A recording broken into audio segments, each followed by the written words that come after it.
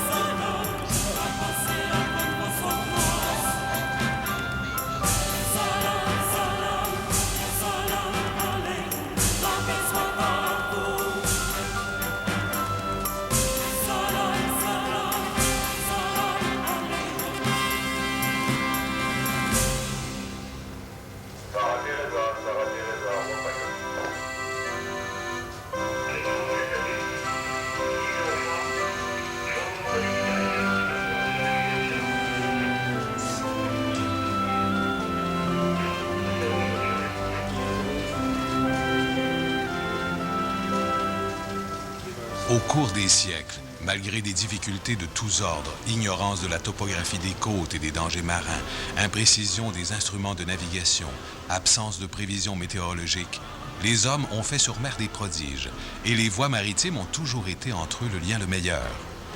Depuis un siècle, à mesure que s'intensifient les échanges entre nations, le trafic international par voie maritime prend une extension considérable. On a peine à imaginer ce qu'il en coûterait à ces mêmes populations pour s'approvisionner si l'avion devenait le seul trait d'union entre les villes qui encerclent le monde. Les sources traditionnelles d'énergie s'épuiseraient en une génération et certaines régions se dépeupleraient faute de ravitaillement.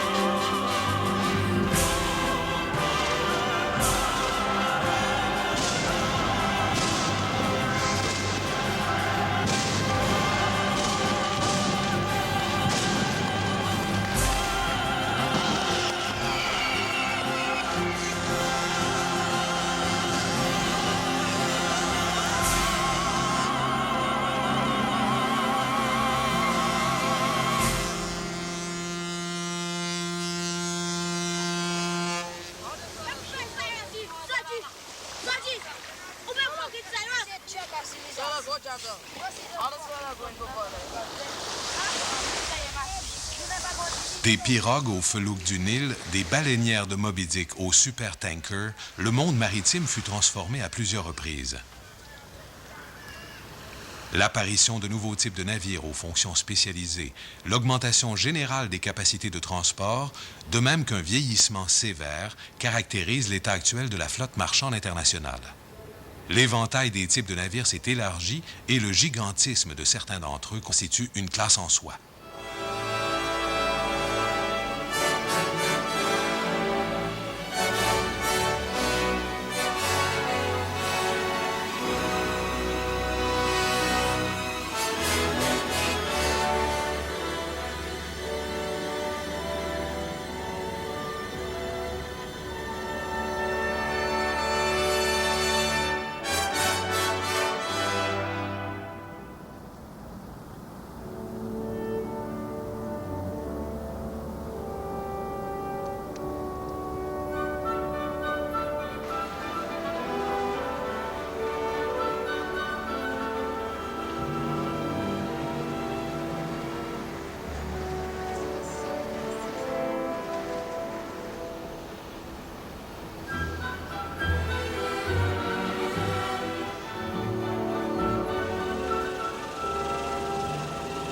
La conteneurisation des marchandises a atteint une ampleur phénoménale et a rapidement exigé la construction d'un type de navire conçu uniquement pour le transport des conteneurs, chargés tout autant sur le pont principal que dans les écoutilles.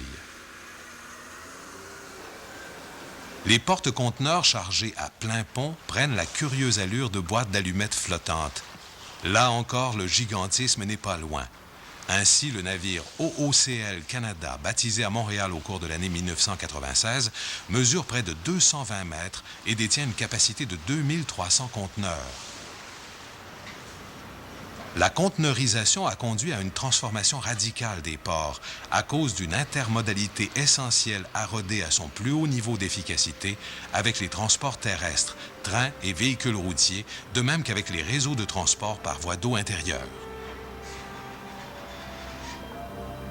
Après plusieurs années de ralentissement, les chantiers navals se sont remis à tourner à pleine capacité. On construit toujours des navires en Amérique du Nord et en Europe, mais une main-d'œuvre nombreuse et moins coûteuse, ainsi que l'application d'une technologie de pointe dans des chantiers fort bien équipés, font que l'Extrême-Orient se taille la plus grande part du marché, tout particulièrement le Japon et la Corée.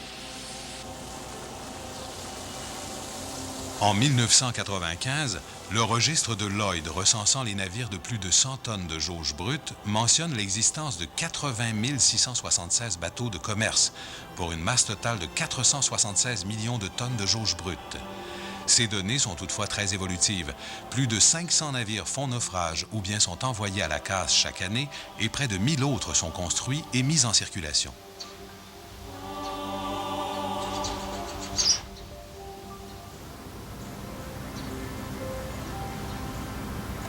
Les cargos de haute mer servant au transport de marchandises sèches possèdent 4 ou 5 écoutilles séparant la cale ou autant de compartiments et 1 ou 2 ponts superposés faisant la longueur du navire.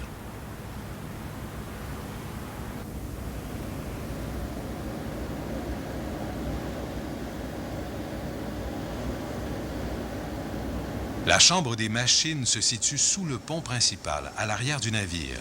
Soumis à un éclairage vif, baigné dans une chaleur parfois intense, il s'agit d'un lieu complexe, fourmillant de tubulures, de jauges, de manettes, d'indicateurs de pression, de panneaux de commande électrique.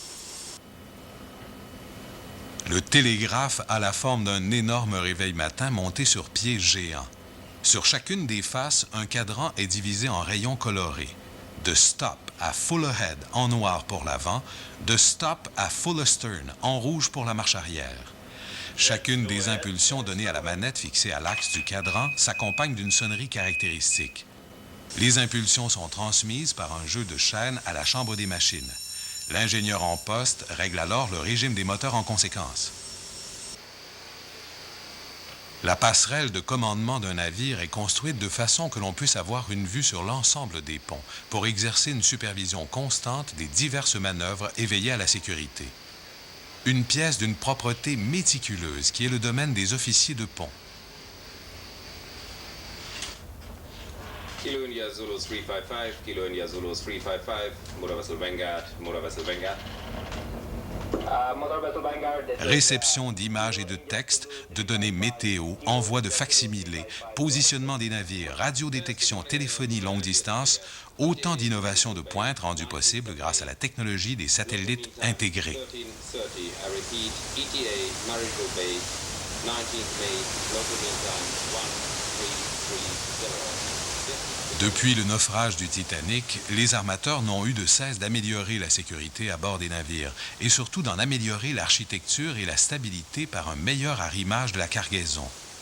Ainsi, au voisinage des pôles et partout où il y a danger de heurter la banquise, les navires sont plus résistants, plus stables et depuis l'avènement des satellites, parfaitement informés.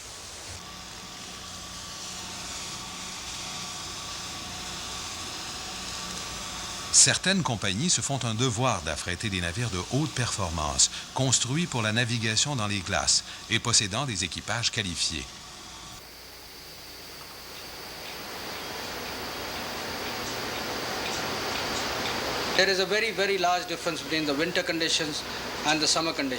Il y a une très grande différence dans les conditions de navigation entre l'hiver et l'été.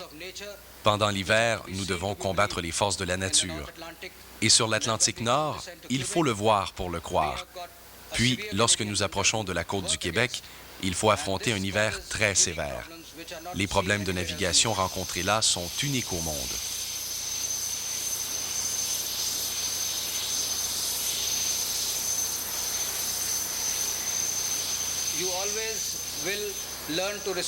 Il faut apprendre à respecter les forces de la nature. Ce que vous voyez, ce